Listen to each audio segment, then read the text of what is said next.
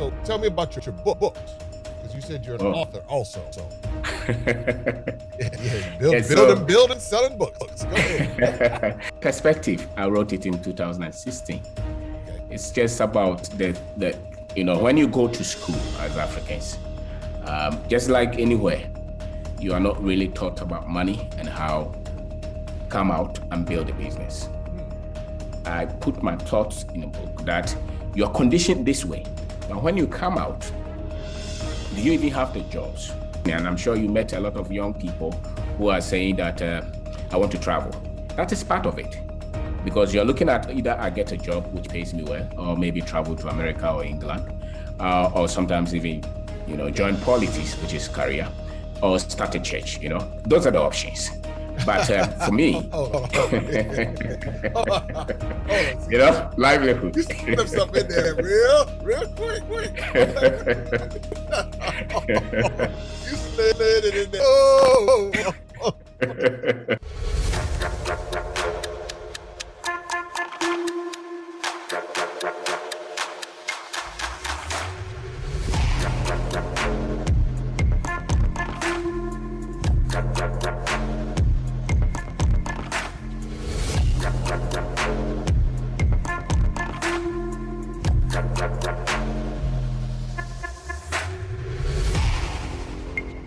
What's going on, everybody? Glad to be back in the studio, and we're going to continue having these great conversations. You've seen me with a host of conversations from Accra, in Ghana, with those who participated in some of our maximum impact travel experiences, but then also with many people who are from different parts of Ghana. So we're going to keep that tradition going to today, and we're going to be talking to Kwabena Obeng Darko. He is right now in Accra. He has been following my journey over the past couple of years. He's also one of my YouTube subscribers, and I've had an opportunity to speak on his platform, and so I want to be able to introduce him to everybody on my platform. So Kwabena, thank you for joining me, and I'm looking forward to this conversation. How's everything back in Accra? Because you're in Accra. I'm missing Accra already. Yeah, thank you. It's good here. Excellent. Well, I'm glad that you took some time with us today, and I really want to learn more about who you are, and I think it's important because you have a lot of different things going on, and part of my goal is to be able to bridge that in African diaspora, so people understand the similarities, what we have in common, because so often we'll hear, oh, this is different, our cultures are different, and they are different. However, there are a lot of similarities. So walk me down a little bit about who you are, and then we'll talk about your career and your businesses, and we'll just kind of from there. Well, the pleasure is mine to be here, and thank you for the other time being on my channel as well. We had a good time. Yes. I actually cut the video and sent to a lot of people. Oh, wow. Yeah. There's a lot to say, a whole lot of them. So my name is Kwabena Obeng Darko. Was born in Ghana, bred in Ghana. I'm of Asante. If you have to define me, of the tribe. I schooled in Ghana, first degree engineering, and then at the second degree in Ireland, process engineering as well. I'm an entrepreneur.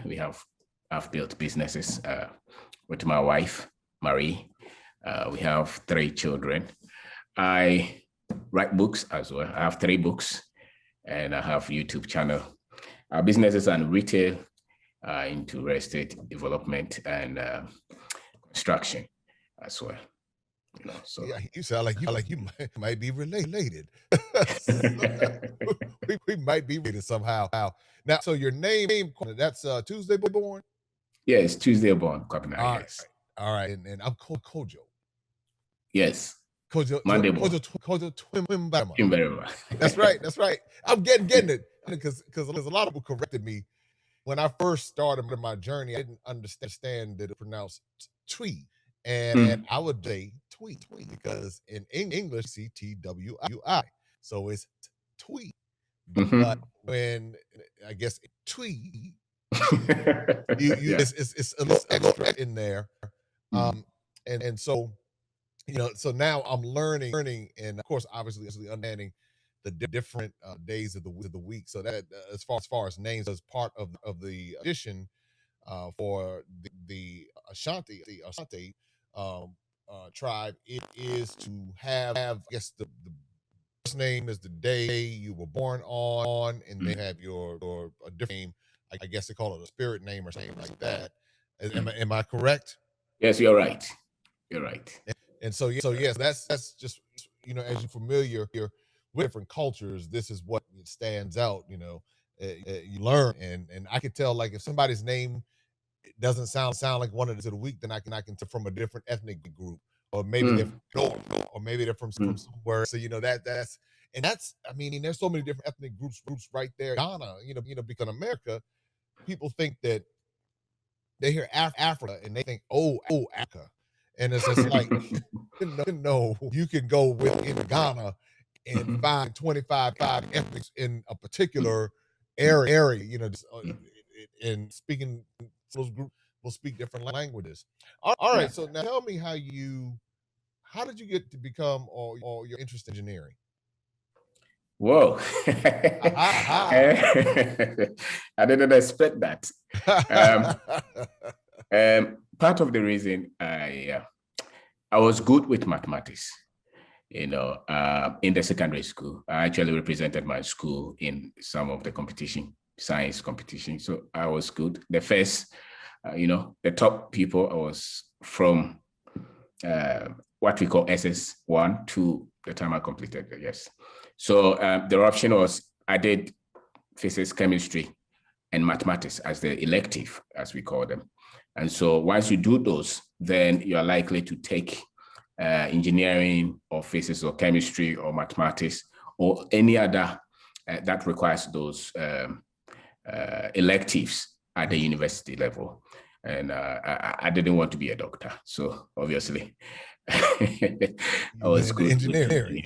Yes. So I think that was it. Well, how did you then open or start a construction company? And how do you go from like engineering? I guess that makes sense. I guess, but you were doing agricultural engineering though. That's a little different. Yes. Agricultural engineering is made up of almost every bit of engineering. That's how you have to define it. But it's about 80 to 90% mechanical engineering. But it focuses more in the agri sector. So let's say processing plants, waste management, agri machinery, like mainly the engines, the excavators, the bulldozers, or even the combine harvesters, the tractors, they mainly form part of agri engineering. But engineering as a course is very flexible, especially if you look at mechanical engineering, agri engineering, civil engineering. Almost you can transition with that kind of training to building anything. It's not that much restricting. And the postgraduate, the process engineering is more like a systems, engineering, the processes in production. Understood. So taking any biological material and transforming it into a usable product, the things in between. But transition or moving to construction, I think it's just the entrepreneurial, once you understand how a business is built, then any business you go into, you can master the process. So I did not really restrict myself to say that let me be in process engineering as a business, but let me take that skill set and build where I think I have some understanding and some leverage. What are the projects that you worked on from the construction side? Whoa, we did it for about 10 years. We did some for individual companies. So we built polyclinics. We have done some electrical works. We have built pastures. Pasture is where you build big feed for animals. So maybe 500 hectare land, you are grazing. So we took contracts like that. Semi-government organizations, that we work for. We've built platforms for mining companies as well. We've built market structures, things like that. And then are you still doing now? Are you still doing that? Now we're focusing more on our own projects, what we call we are building our own real estate development company. What it means is that we find our own money, and then we build apartments, and then we rent them. So that's what we do. You laugh because, and I think everybody else started laughing because when you said that, my mind started working. I was like, wait a minute now. So you know how to do all of this? Yes. So mainly that's ground up in Ghana. Yes, sir. In Ghana, yeah. And so from the various construction experiences, from the various projects, now we build for ourselves. Before we were building for people. Now we focus on building to own, building some investment, some wealth, so to say. So we built and we adding up, and part of it is coming from other businesses. The funds come from that. I understand well. I get it. I love the strategy. I love everything you're saying. I mean, it's like it's you're taking the resource and you're putting it into real estate. And anybody who understands real estate knows the CRA anywhere in Ghana right now. Not just a CRA.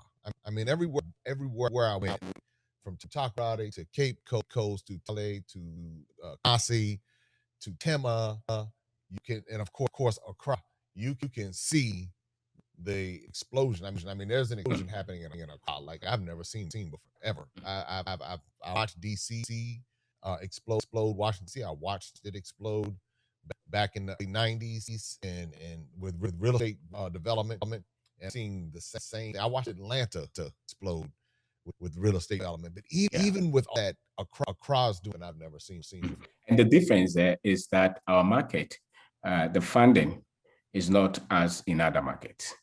In other markets, let's say you want to, in the real estate, in the construction real estate sector, you will have developers, you have investors, and you will have people, the contractors themselves. So let's say somebody thinks of a project, he designs it, and he gets a contractor, but then he finds his own money, so the contractor will just come in and build for you. You own the project, then maybe you can even sell it to another person who will come and buy it and rent it, and the funding is a bit different because here, I don't want to go to the bank to borrow such money from the bank because the interest is not good, for such thing. Yes. Because it takes me, let's say, a year to build or two. If I go for such interest, then I have no business.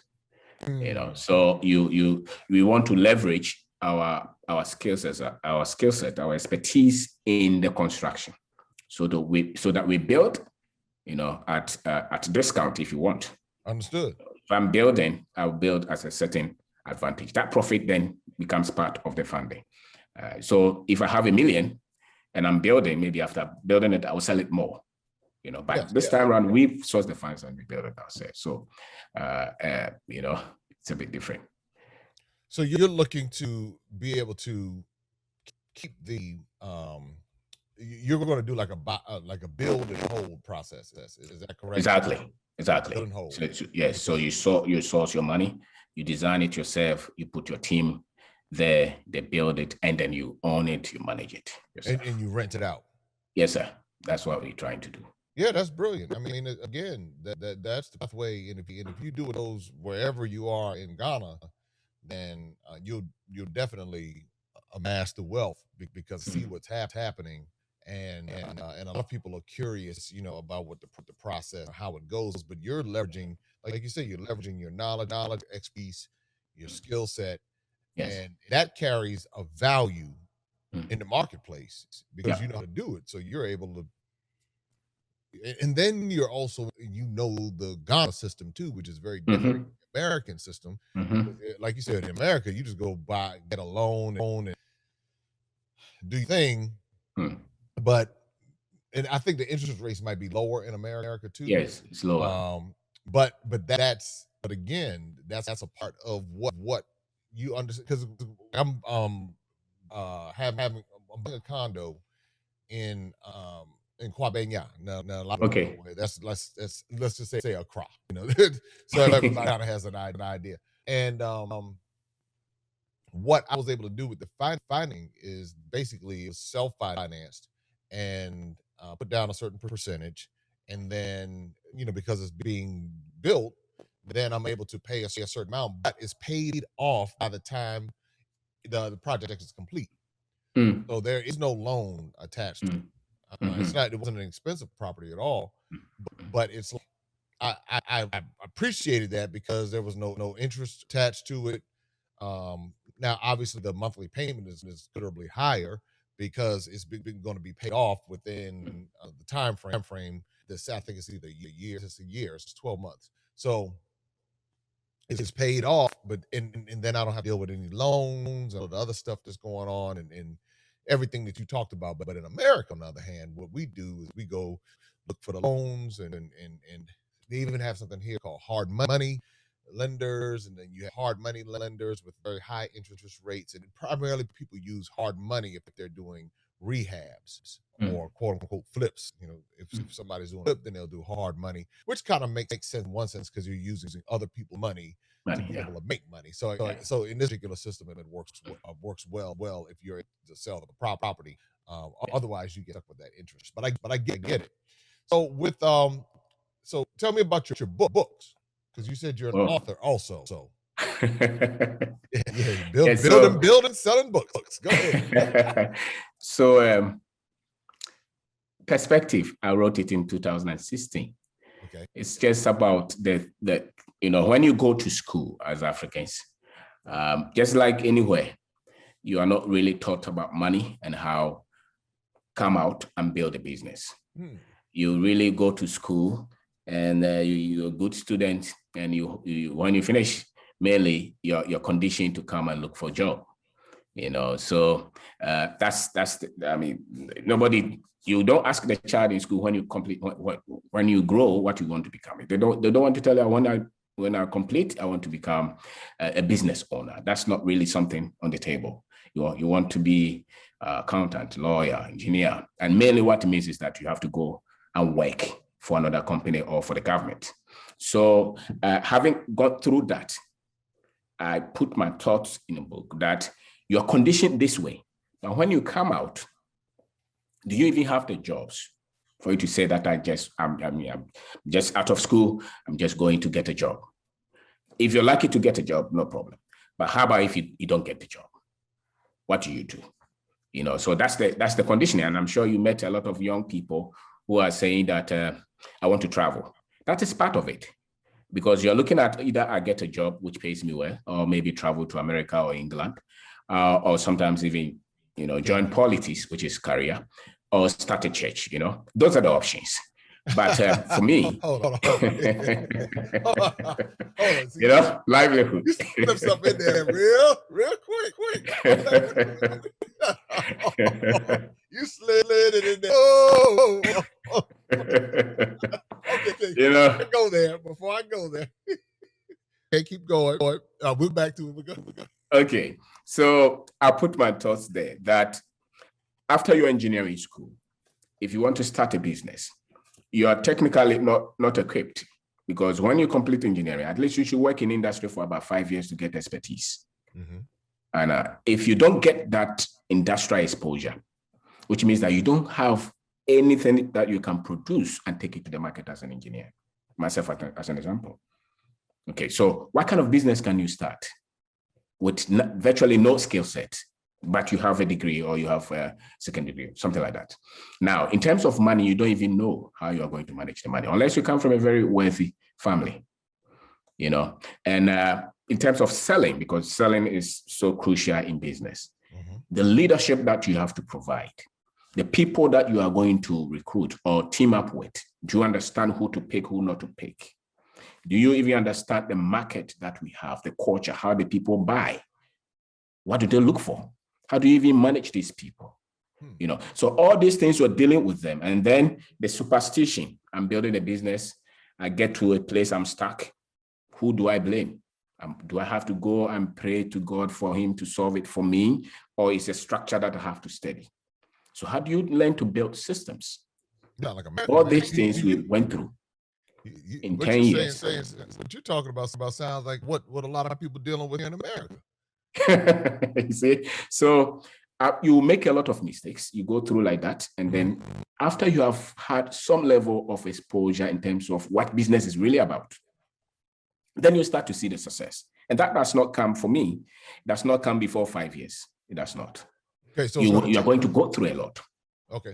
So and build a mental framework. You know, for you, it's like a boxer. The boxer must think a certain way. If you take a soldier, if you meet a military officer, it thinks differently from the civilian. You know, so the same with an entrepreneur or with entrepreneurship, or somebody who has completed school or who never went to school and says that I want to build a business. There's a certain way you have to think, and those things don't come readily to you just because you have completed school. So where do you get, how do you develop the mindset that you're talking about? So then when you start something, that's why anything that you can start with. So we started with trying to build, construction company, trying to sell. So we have Envy is multiple retailer of fashion products in Ghana. We are in the malls. We have multiple. We have a lot of guests. This is yes, with my wife. Yes. Right. We'll talk about that in a second. Okay, keep going. So how do you learn all this and manage all this? The kind of framework of thinking that you need to get to that stage. And we are not looking at my uncle who's a big man to help me. You don't have any. Your parents may not have that. Or they are even telling you to stop everything and go back to school again. Ooh. Or travel. How do you go against all this to say that this is my dream, this is what is in my heart, and I want to stick with it until it works? And that's why I wrote Perspective. And we have done over 4,000 copies or so, You've sold over 4,000 copies? Yes. Wow. Some of them, we've done multiple printings, actually. Some of them we help people too. We go to schools, we go to prisons and also help some of them. Because it's the problem I see is that everything is the mind. What you know is what you do. The world is how you see it. Yes. And so somebody will say, no, it's so difficult. It's the mental process, it's the information you have, the data you have. If the data is not strong, you will be weak. And so we are here trying, and we are not saying it's difficult, but you meet somebody who is even doing far better, and they still be telling you it's difficult because of the processes. So I've read a lot of books, actually. I've read. I was born into a Christian home, so in terms of Christianity, I've been part of it. But building business, you need a whole different mindset. So that's why I wrote Perspective, actually. And we have done a couple of TV programs, radio programs in Ghana, and it's all over, major radio station, Peace FM. We did a whole series about 6 months, and the effect was serious. Then one of our TV stations, which talks about business, I was there the other time, because it's you doing it and getting the wisdom from the ground. And once you get the wisdom from the ground, then this is how it works. And managing the money. If you went to school, you don't know how to make money. That's a fact. You know how to work for salary. But to build wealth, you have to be informed properly about money. And most of us did not. For instance, in Ghana, my grandfather was a cocoa farmer. He never went to school. Now, about maybe 30 years to the time that he passed, he had a land. He had his own tipper truck. He would pile sand. You go and buy sand and pile them. So when he got to a point that he could not work again, he started to sell that sand to people who wanted to build. And that was his future. That was his guarantee. His retirement was accumulating sand. That's right. So I'm putting this in terms, so like the American audience or the Western audience will understand. So what he did, which was brilliant, he accumulated sand. Yes. Then he could no longer work. Yes. He then took the sand and sold it. Yes. So he was selling them to people who would build. Now, he didn't go to school. He had his own cocoa farm. He had his own cattle, sheep, chicken. He didn't die broke. Now, in Ghana, we have professors who go on retirement and they virtually have to depend on the national pension scheme. But they went to school. So the 800 CDs a month, is that what it is? It's something like that, So this is a person who may have gone to school, Yale, Harvard, Oxford, come back, lecture for years. Then in his retirement, he has to depend on the government. Okay, now let's stop there for a second, because I don't think they really understand what you just said. Because we're talking to two audiences. We're talking to our folks in Ghana and other parts of Africa, and you're also talking to this Western audience who's dealing with many of the same things you're talking about. So they're listen, because we have professors in America who have multiple degrees, but they're burdened with student debt. They can't even, unless they were intentional about getting themselves outside of their concentration. They're now struggling, trying to pick up positions here, there, trying to make it happen. But what you said was really key, that there are people who went to school in Oxford and Harvard, and they come back to Ghana. Yes. And professors, they're highly educated, but at the end of their career, they are forced to rely on the government to take care of themselves. Did I hear that properly? That's right. And it's because the whole education structure, as we have it, whether you're trained as a chemist or engineer like myself, you will not be taught how to take care of your money. And you will not be taught how to build wealth. And I'm saying that our culture, in terms of Africa, the structures for wealth is still in the culture. It was not destroyed by the colonizers, no. It's still in the cocoa farm.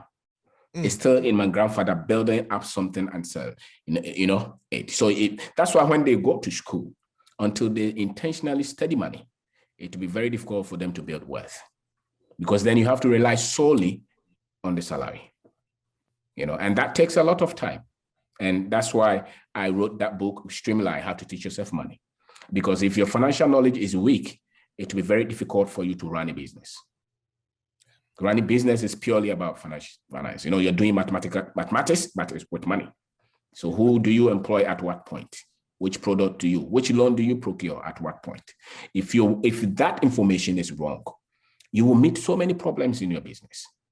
And you run out of probably fail if you're not prepared. That's right. You will fail. If you're not prepared for the mental aspect of it, because mentally, when you take those losses, or you're going through your learning curve, I call it experience tuition. When you're going through that phase, if you're not prepared, when you take the 200,000 CDs, that's the Ghanaian currency, or the $50,000 USD loss, and then you're like, what happened here? How do we rebuild from this? Because that takes a mentalness too. That's right. Because if you're not ready for it, that could be catastrophic. You could find yourself saying, I quit. I can't do this. The book sounds amazing. I want to encourage you to consider doing a course where people can sign up anywhere in the world, an online course. Okay. Where they can sign up anywhere in the world, because people need what you're talking about. In Gabon, in the Gambia, in South Africa, in Burundi, in Mozambique, they need this information in America, the UK, in the Caribbean, in South America, Australia, in Mexico. People need what you're talking about, because it's so important. Like you said, that most educational systems are trained to create laborers, people to fill a position. But if you're going to have sustainable wealth over time, then it's going to require you to look at some alternative. And I get hearing your story. That's what you said you did. You did the agricultural engineer, you process engineer. Yes. And then you said, wait a minute, I need to go build these properties for my. Yes, exactly. So that's what I did in Streamline. And I tried to talk about how to recondition the African mind, because, if you go through the streets of Accra, you see a lot of books on finance from a lot of them are American authors. Now, those are good in terms of the principles. Yes. But in terms of hitting the ground, the practicalities, the problems that we meet, how we handle them, I think you need the relevant content from the ground. How to understand how things work here.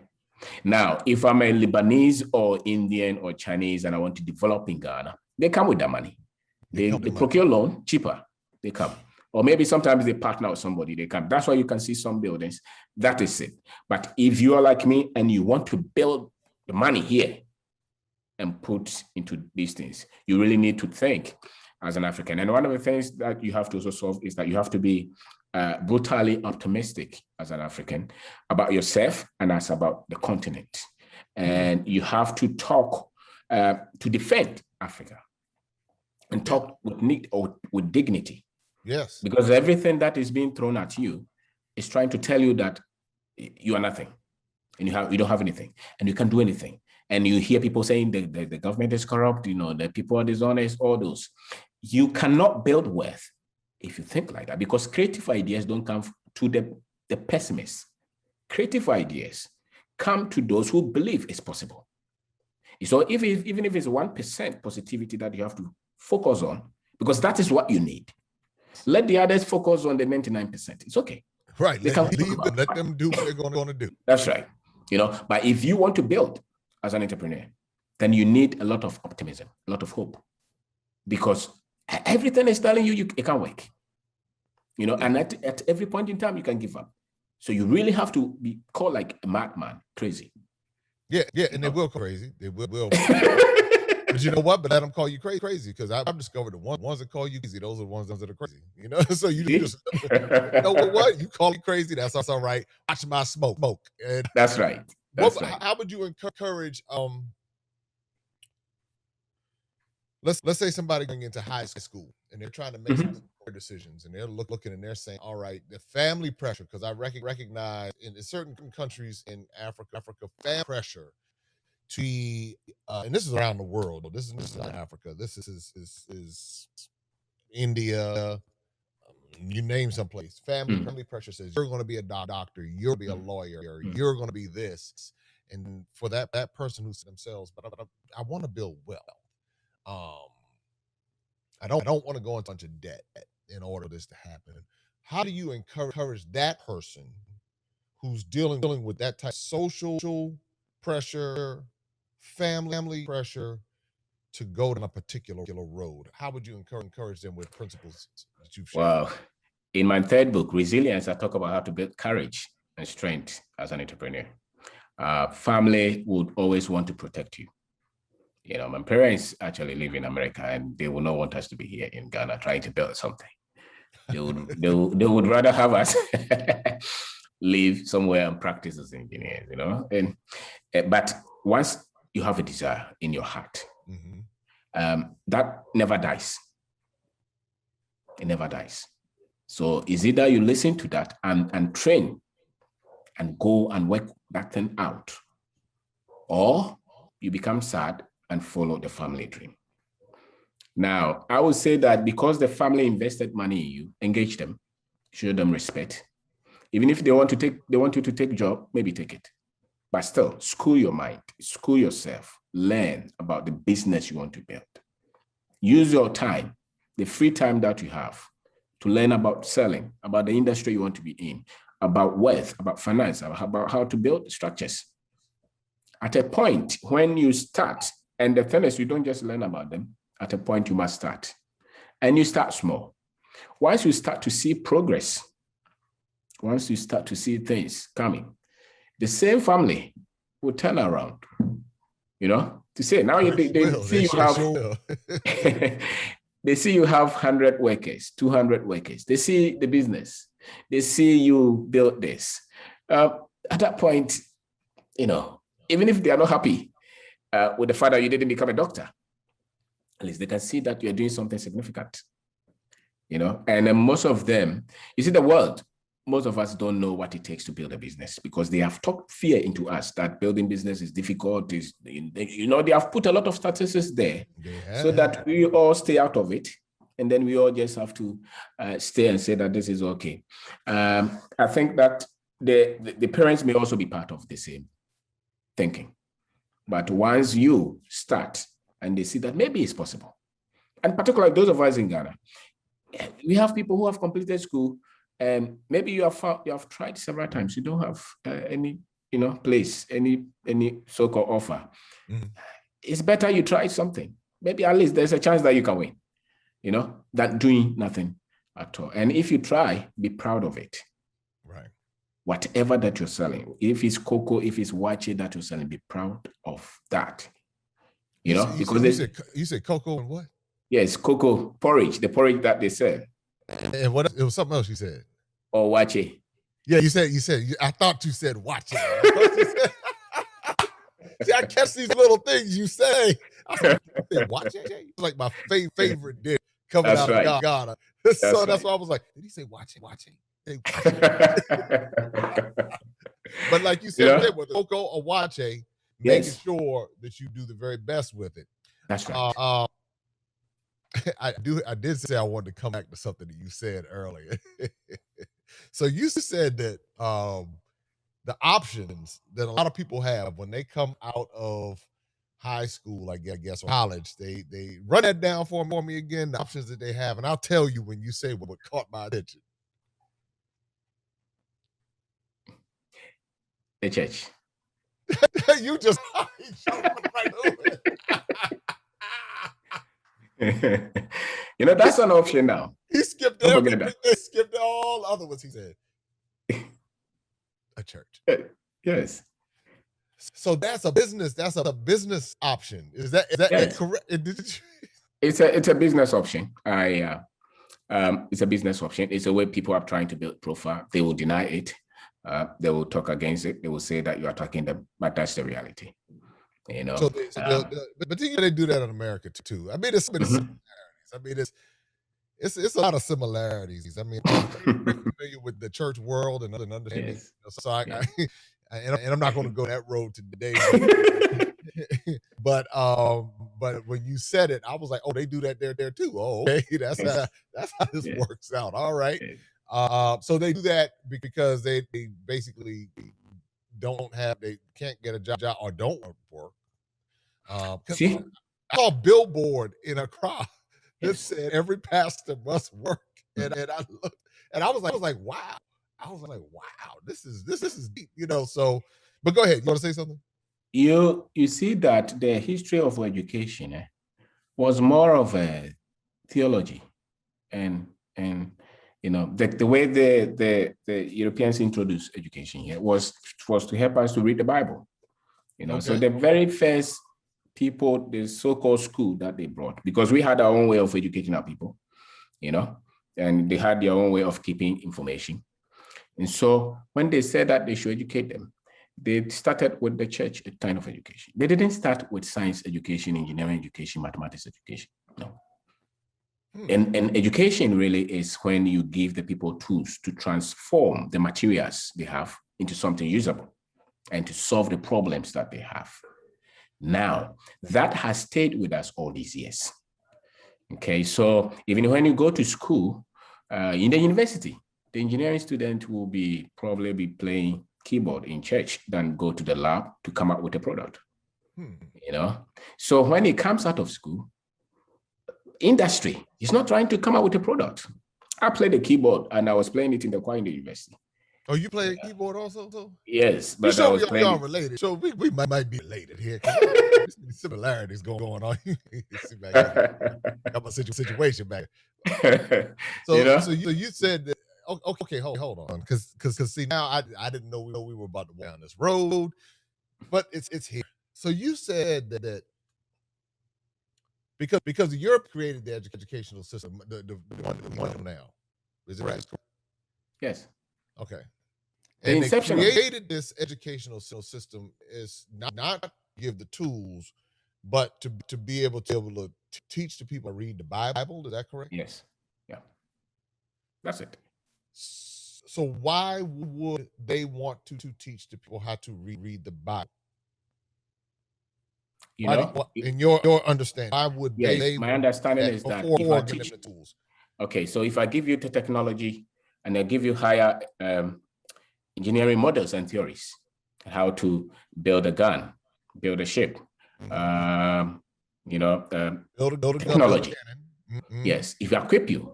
Now, don't forget, everybody, the reason, part of the reasons they came to Africa was for the material, the richness of Africa. the gold, the diamond, the cobalt, the aluminum, all those. That's what everybody wants. Now, if Africa were to be equipped to turn their own raw materials, then who would come here? So somebody has to make sure that you are put to sleep, or your attention is diverted to something else, so that the very thing that they need, they keep it. Why should I give you the technology to mine the gold or to drill the oil? So it will take time. I guess I'm still trying to figure, well, why would they teach them to go to the Bible then?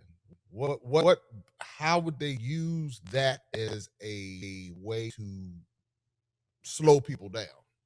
Because education is really, I don't know the course you did, but then if you do sciences, mathematics, physics, chemistry, that's how you can build industry, isn't it?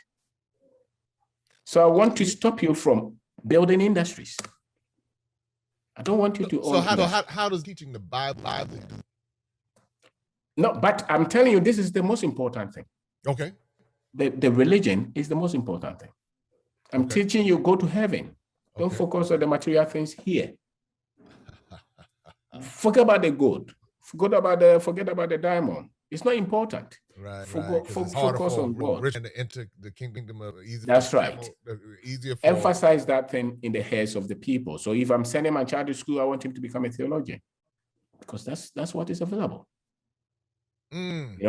So technically, that is not an education. So we don't have a lot of, maybe 150 years ago, where people were sent through education, they were engineers. No. Okay. 150 years, they weren't being to school becoming. That's right. So they were teachers, they were lawyers, to the best of my knowledge. But the skill set to build the materials and innovate, those were to produce something, to be a producer. That's right. Okay. They had to manage those. So for music, yes. For sports, yes. For entertainment, yes.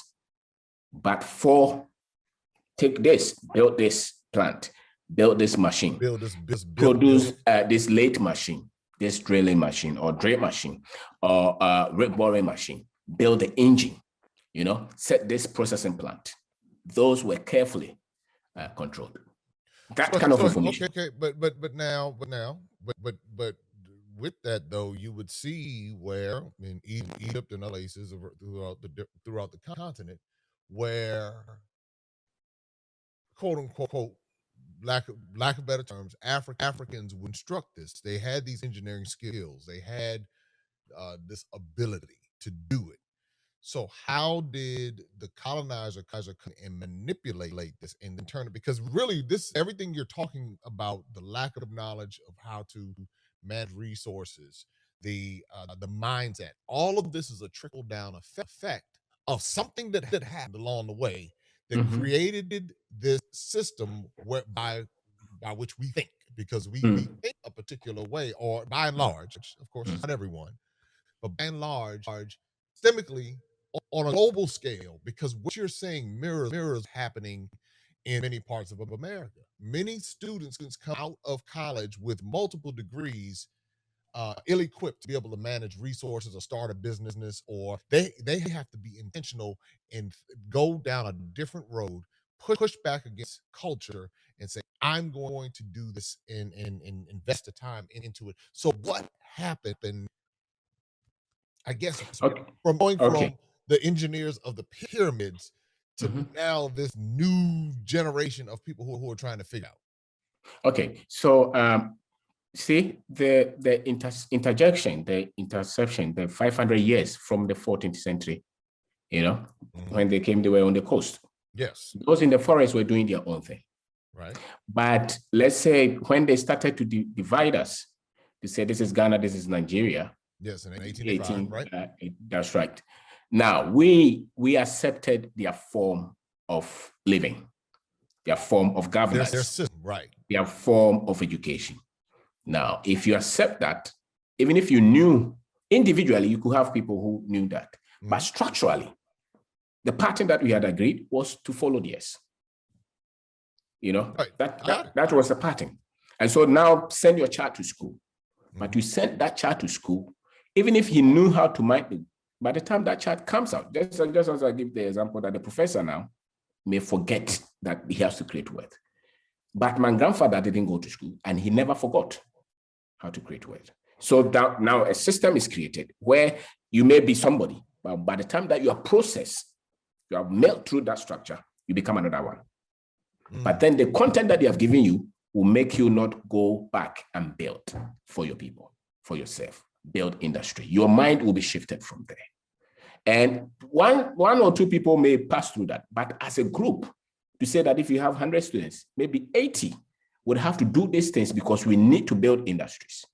That's the number. But if I give you 5, just 5, and then 95 are doing all other things, the 5 will not be able to do anything, because then there is no intention to produce these people who can build things to industrialize.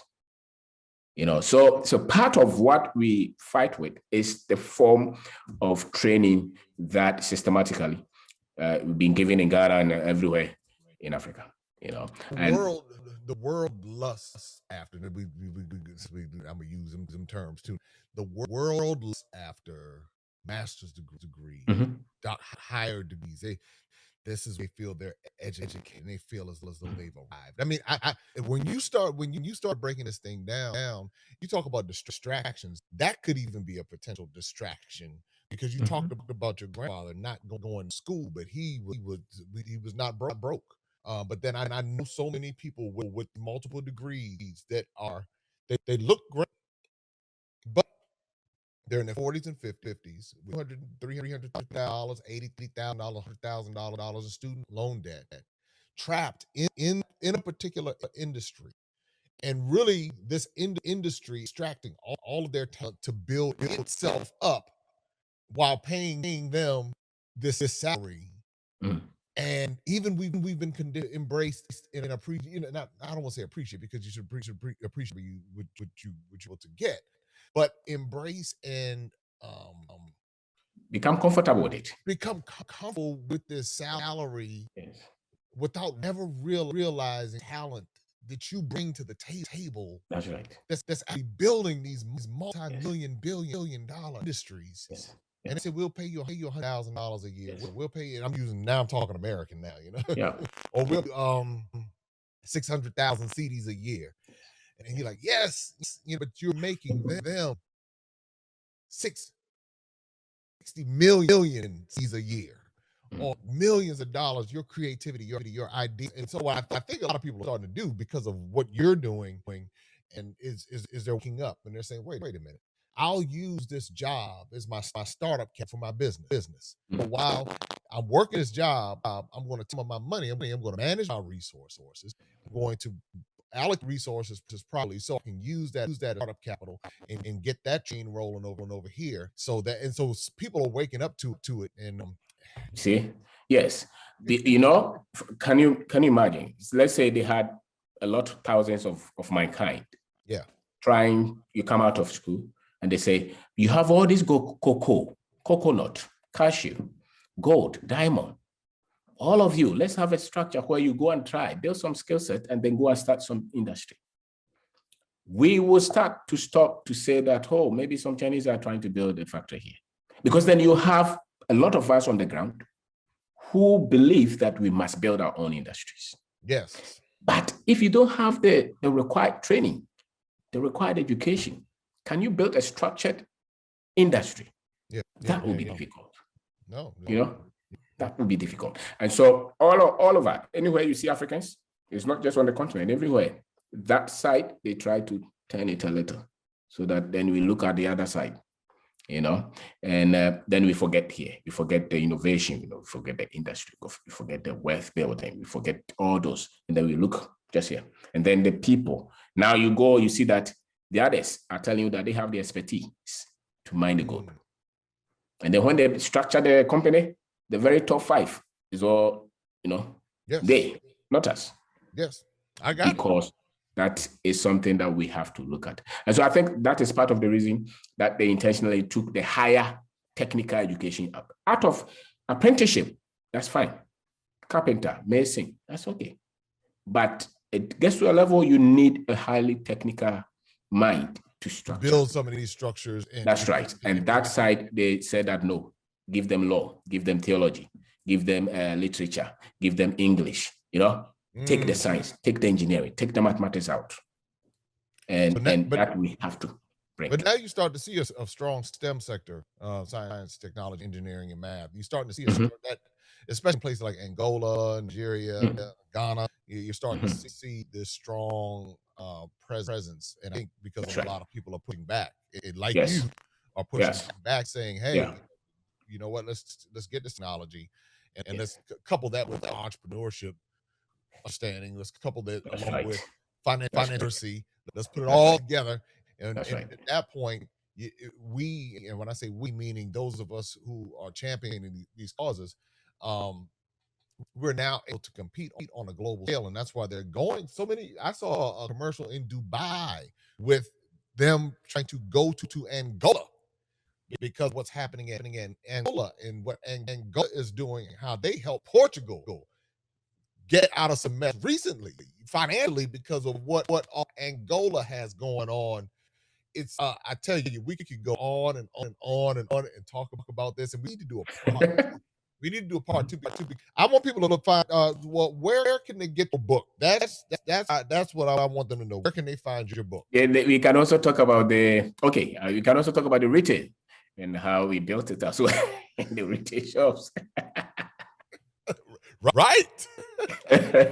So we could do part two. So when they find your book, and where can they find more about Amazon Kindle? Okay, so get on Kindle. Yes, sir. Yeah, cool. So Amazon Kindle, and title of the book again? Perspective is how to develop the mindset to start and build your own business. All right. And Streamline. Streamline is another one? Streamline is how to teach yourself money. That's the second one. How to teach yourself money. So Streamline, how to teach yourself money. Perspective is the other book. So it's two books, Streamline and Perspective. And there's a third one, Resilience, how to build a courage. Resilience. Yes, how to build courage. How to build strength to build your own business. And so it would type in Kwabena Obeng-Dako, correct? Yes, sir. Yeah. That's how we do it. Your name and everything goes up, and all of that all that stuff is right there where people can, and they can go to Kindle. And the reason why I think it's is because Kindle opens you up to the world, and no matter where you are in the world, somebody can read your book. And that's what we want people to do. And if you're watching right now, no matter who you're watching in the world, we have people watching us everywhere by way of YouTube, Facebook, Instagram, whatever platform we're pushing to. Make sure you go and get this resource for yourself. Shout out to all of our folks in Australia, all of our folks in Congo, South Africa, Tanzania, folks are watching all the Gambia, Guinea. Make sure you get this information because it's all about thinking and changing the minds. And when you begin to do that, and it's cultural, because again, each culture is different, but you changing it for yourself, that's where it's going to start. And then that's how the culture going to change. And you get the information, you immerse yourself in these three books, and you get knowledge, and you begin to share it with other people. And this is how we tear down the walls of this information. That colonization is still peddling throughout this world, all over the world. And it might not be a massive movement right now. But I believe this is a part of a massive movement that's happening. And that's why I wanted to have this conversation today. And I think that it's important. So make sure you go to Amazon and these three books, and you can get it on Kindle. And please let Kwabena know where you are, and you can type it in the comments below. And this is really to say right now is something that you can do. You can go to Amazon Kindle, do it right now, and just type in the comments. I'm doing right now. This is something I need for my grandchild. This is something I need for me. This is something I need for my spouse. This is something I need for the community. This is something I need for people to be able to see. And that's how we bridge the gap. You're having us have a conversation right now. Kwabena's in Accra. I'm in DC. Last week we were both in Accra. But having this conversation, seeing the value in this conversation is what we're doing in the African diaspora. And of course, anybody can get the book. So it's not just for one group of people. Obviously, it's going to be treated a particular way. But this is how we bridge the gap.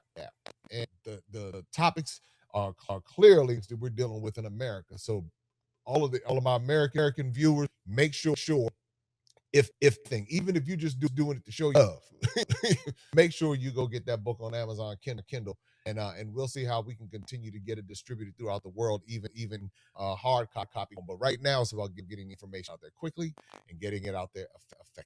That's the deal. So Kwabena, listen, again, we got part 2. This part 1. Like I said, I didn't know where we were going with this, but hey, we did it. And I already, this is one of the absolute best interviews I've ever done. And wow. I've been doing a whole lot of interviews, and this one of the best interviews I've done. Thank you. Because of just we've come out of territory. People asking a lot of questions, you know.